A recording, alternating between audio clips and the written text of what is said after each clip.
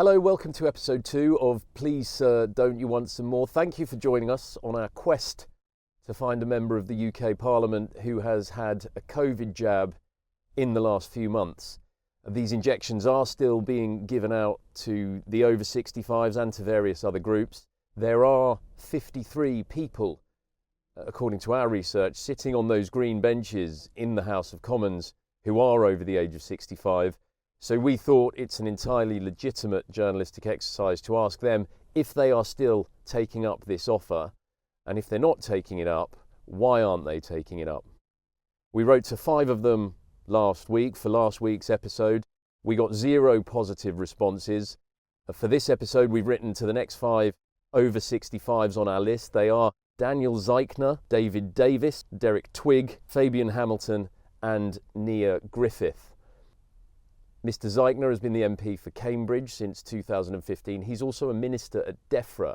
He's the minister in charge of food security, so that's quite topical at the moment with all the no farmers, no food stuff. There were quite a few pro-vaccine tweets on his timeline back when the jabs were being rolled out. He said their approval was fantastic news, and he later urged people in Cambridge to volunteer at vaccination centres to get people vaccinated more quickly. He also posted this one, which hasn't aged particularly well. Amazing scientists, he says, from AstraZeneca helped create a vaccine in record time. AstraZeneca, of course, later withdrew their product from the UK market. They said that was down to a lack of demand.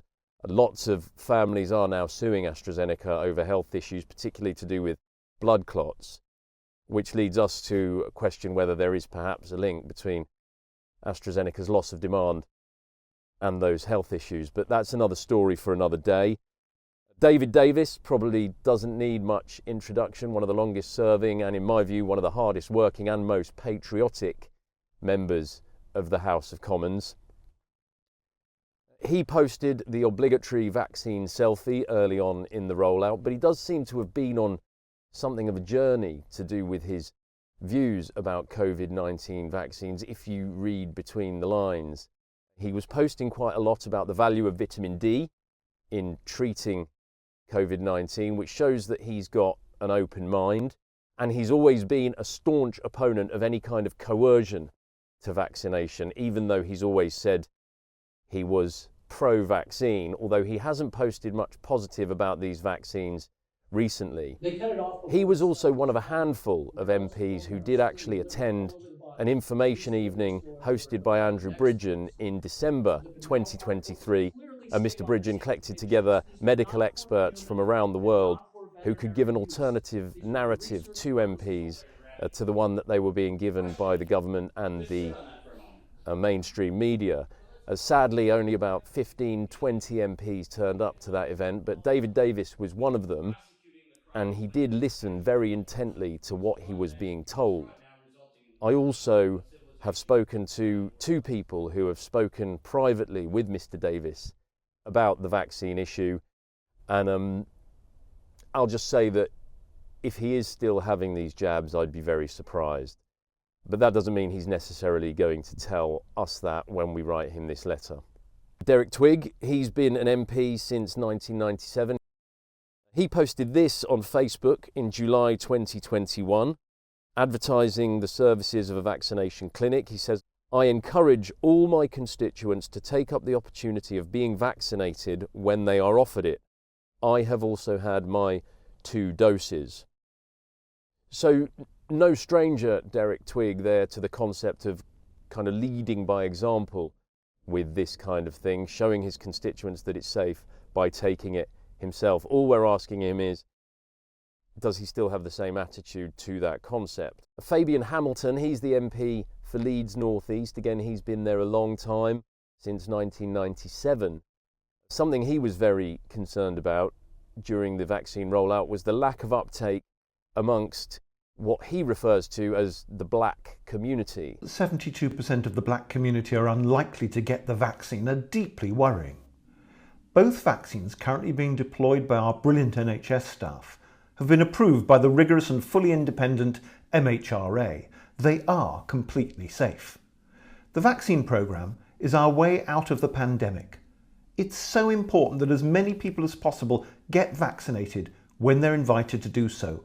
It will save countless lives. And listen to the facts. There is sadly so much disinformation out there, but rest assured, these vaccines are completely safe.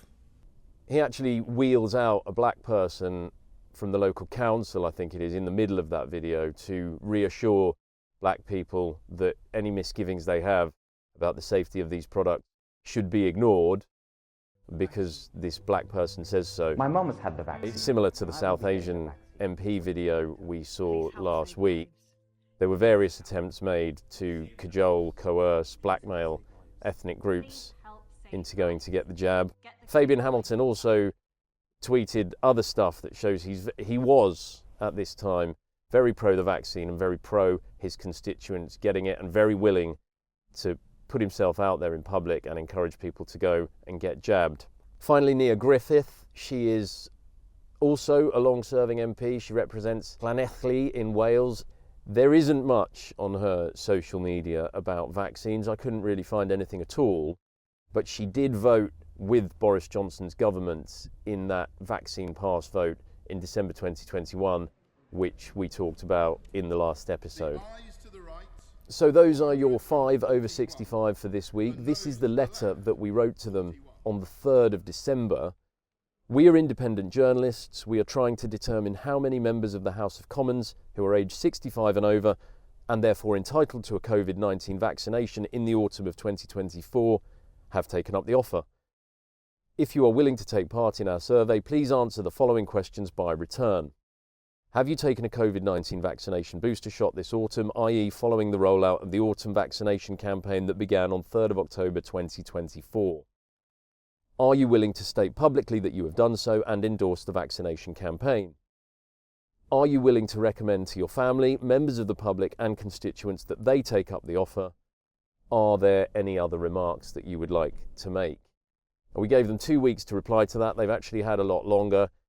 And again, we have to tell you that not one single one of those 5 people has come back and said, yes, of course I've had the jab. Yes, of course I would advise my constituents to have it. Yes, of course I would advise my family to have it. This is a matter of public health. None of them have said that. They haven't said anything at all, but none of them have said that. That takes the number of MPs we have asked this question of to 10, and the number of positive replies, the number of people we can say are still getting this in the House of Commons stands at 0. And that's all we can say as we conclude episode 2. Thanks for watching. We hope you will like, subscribe, share, spread the word around about what we're doing. We're most active on X, Rumble, Substack and Telegram. We are going to put these on Spotify as well, and we might even indulge in a bit of Facebook now that Mark Zuckerberg has said that he's going to stop censoring everyone, but we'll see. Finally, just before we go, just remember that if any of these MPs are your MPs, you can write to them and you can ask them the questions that we've asked them, and they kind of have to reply to you. So if you do that and you get any response, if it's a no, yes, I'm not telling you, please do let us know. The email address to use is contact@huntandgather.tv. We'll be back with another episode soon with the next 5 names on our list, people you will have heard of, as we continue to ask of the MPs in the House of Commons over the age of 65, please sir, don't you want some more?